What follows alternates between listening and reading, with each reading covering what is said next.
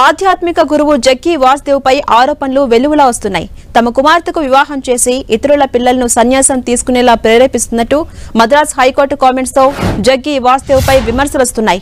Madras high court ఆదేశాలతో Isha foundation లో సోదాలు చేపట్టారు. 150 మంది పోలీసు అధికారుల బృందం తనిఖీలు చేసింది.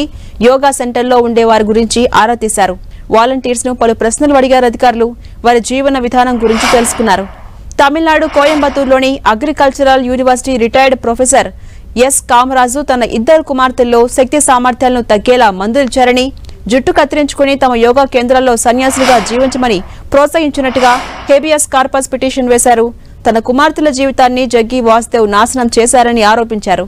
తన కుమార్తెలతో పాటు ఎందరో తల్లిదండ్రులకు దూరంగా ఈషా ఫౌండేషన్ లో చేరి వారి జీవితాల్ని నాశనం చేస్తున్నట్టుగా చెప్పారు.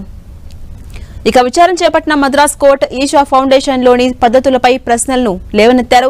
జగ్గి వాసుదేవ్ తమ కుమార్తెకు వివాహం చేసి స్థిరపడేలా చేశారని, కానీ యువతలను సన్యాసులుగా జీవించమని ఎందుకు ప్రోత్సహిస్తున్నారని ప్రశ్నించారు. జగ్గి వాసుదేవ్ కు చెందిన ఈషా ఫౌండేషన్ పై నమోదైన అన్ని క్రిమినల్ కేసుల డీటెయిల్స్ ను సమర్పించాలని తమిళనాడు సర్కార్ ని ఆదేశించింది కోర్టు.